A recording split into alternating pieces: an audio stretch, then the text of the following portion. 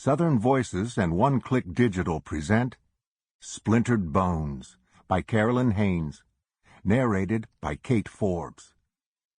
One Click Digital provides free audiobook downloads in partnership with thousands of public libraries. To see if One Click Digital's extensive catalog is available to you, visit your library's website. And now, Splintered Bones. Chapter 1. There is something about warm soil that connects the past and future into the present. The earth is female in the truest sense of the word. Life springs from it. It is the power of the feminine, the base of creation. For a Delaney, land is the source of family and heritage. For me, Sarah Booth Delaney, the last of this old Southern family, the rich soil of the Mississippi Delta holds the promise of seed and growth. The fecundity that my own womb has been denied, or at least denied for the moment. The black soil was rich and damp beneath my fingers as I turned the earth with a trowel. Gardening isn't one of my passions. In fact, this was my first attempt. But I had been inspired by a master gardener's words, and the pull of a hot March sun on this Monday morning had been irresistible.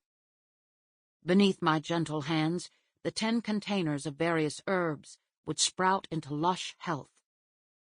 I might not be Mother Nature, but I was apprenticing as one of her daughters. In this new venture, I was aided by my heritage. Dahlia House has some of the best topsoil in the world. Anything can grow here. And I had the books of the late Lawrence Ambrose to guide me. I picked up a plastic container, checking to see that it was lemon basil. I held it aloft, asking the sun to power it to a huge shrub, a Godzilla lemon basil. Holding the basil and my trowel aloft, I felt the power of a gardening goddess. I would yield a crop, and I would never go hungry again. Girl, you holding that spade like Zinnia about to be struck by lightning. What's got you out here in the hot sun, grubbing around in the dirt like Mr. Green Jeans? I lowered the sacred vessel of basil and my trowel and looked into the dark chocolate eyes of my nemesis and companion, Jitty. Lucky for the rest of the world, Jitty afflicts only me. She's a ghost. An old ghost, with a streak of bossiness a mile wide. I'm planting an herb garden, if you must know. I knelt back in the earth, searching again for the sense of power and strength that had evaporated. Get you a sun hat. You 33, almost 34. If you let that sun beat down on you, your neck's gonna go all crepey and look just like puckered chicken skin.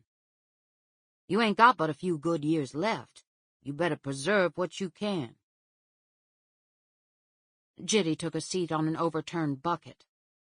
Rocking back on my heels, I looked at her. Her skin was a smooth milk chocolate, and it covered a body that curved and swelled in all the right places. Death might not be a pleasant experience, but ghosthood had some definite advantages. She would never age, while I would plump and wither, depending on which stage of decline I happened to be in. Gardening is good for you, I said, knowing that logic would never work on Jitty. She was obsessed with one thing and one thing only, getting an heir for Dahlia House, so she could continue to reside in the old plantation once I passed. Prospects for continuing the line weren't looking encouraging. What would be good for you would be a little horizontal exercise. Jitty nodded knowingly. Lawrence said gardening relieves stress and gives a sense of satisfaction. We'll also have wonderful spices and seasonings to cook with.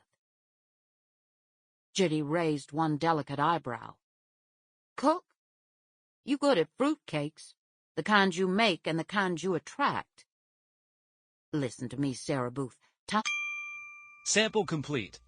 Ready to continue?